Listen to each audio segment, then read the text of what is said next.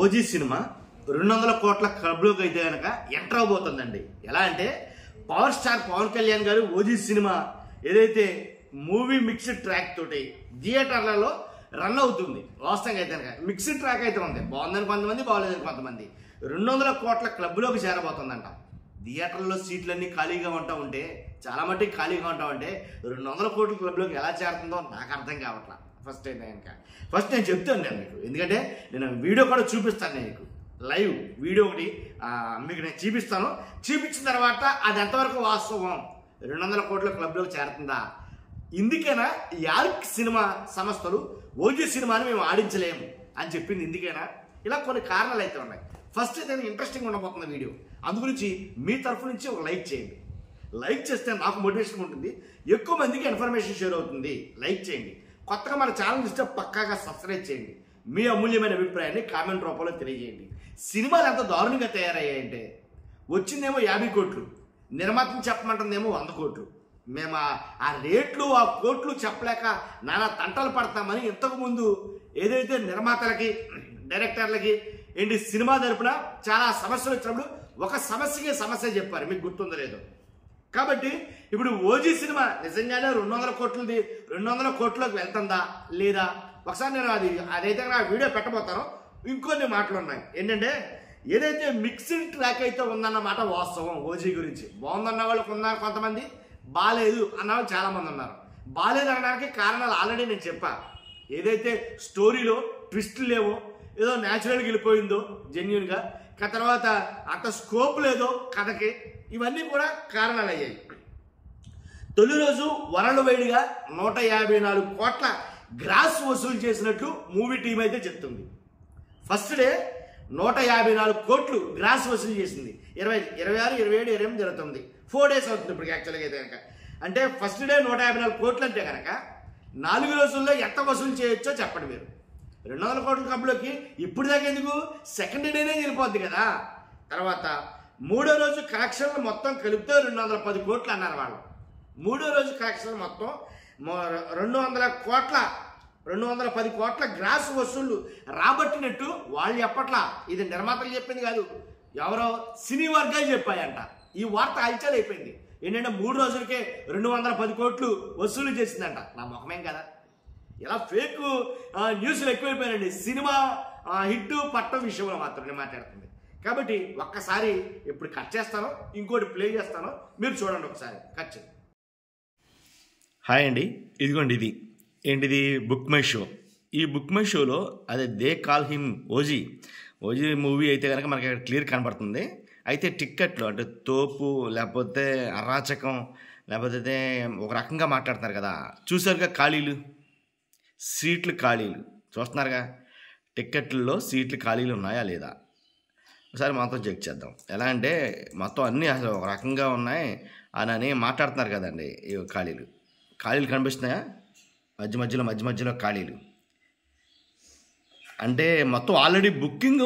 ఎలా మాట్లాడుతున్నారంటే వాస్తవానికి మొత్తం అన్ని రోజులు అసలు 10-15 రోజుల వరకు అసలు సీట్లే ఖాళీ లేవు, మొత్తం బేభత్సంగా బుక్ అయిపోయినాయి అని అయితే కనుక మాట్లాడటం అయితే జరిగింది.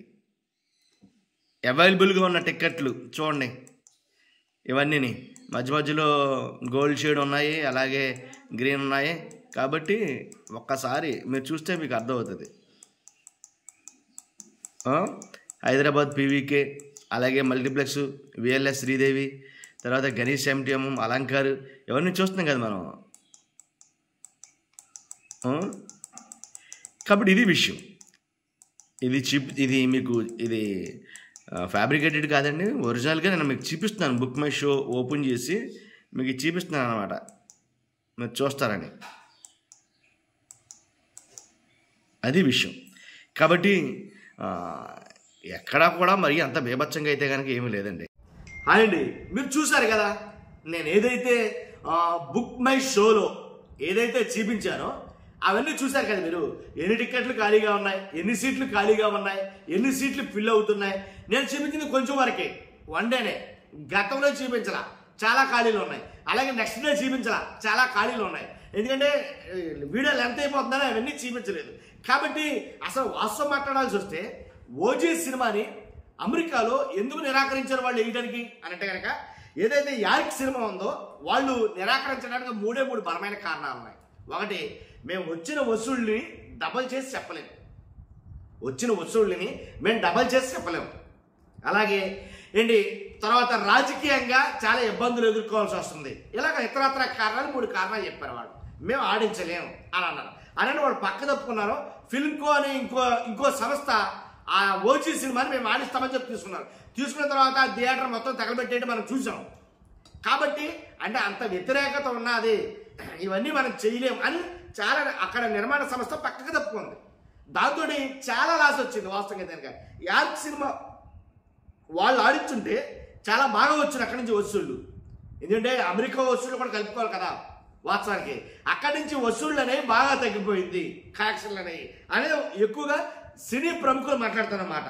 తర్వాత కెనడాలో ఏదైతే కెనడాలోనేమో థియేటర్లు తగలబెట్టేశారు కదా, కన్నడలోనేమో తీవ్ర వ్యతిరేకత ఓజీ సినిమా మీద చాలా వ్యతిరేకత అయితే చూపించారు. పవన్ కళ్యాణ్ ఫ్యాన్స్నే పరుగులు పెట్టించారు కన్నడలో, మీరు చూసే ఉంటారు. కాబట్టి ఇక ఇవన్నీ ఎలా ఉంటాయి కనుక, ఎన్న అవాంతరాలతో ఉంటే కనుక ఓజీ సినిమా 200 కోట్లని ఒకడో 500 కోట్లని ఒకడో కోట్లు ఇవి. కాబట్టి అలా వసూలు మొత్తం ఓచకోతే అని ఒకడం, థియేటర్లు మొత్తం బుక్ మై షో కానీ ఏదైనా కానీ మొత్తం ఓచకోత కింద ఉంది అనేది మాట్లాడతారు. నేను ఆల్రెడీ మీకు చూపించాను బుక్ మై షోలో. కాబట్టి ఆ బుక్ మై షోలో మీకు చూపించింది మీరు ఆల్రెడీ చూశారు కదా.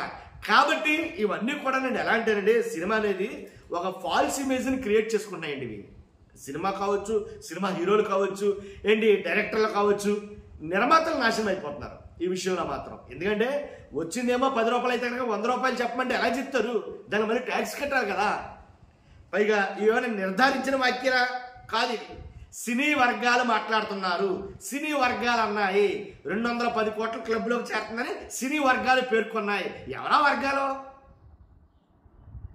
అధికారికంగా ఎక్కడైనా అనౌన్స్ చేశారా? లేదుగా. మరి అధికారికంగా అనౌన్స్ చేయని వార్తను పట్టుకుని 2 రోజుల్లోనే 200 కోట్లకు వెళ్ళిపోయింది, 3 రోజుల్లో 300 కోట్లకు వెళ్ళిపోయింది అని అంటే ఎంతవరకు సమంజసం?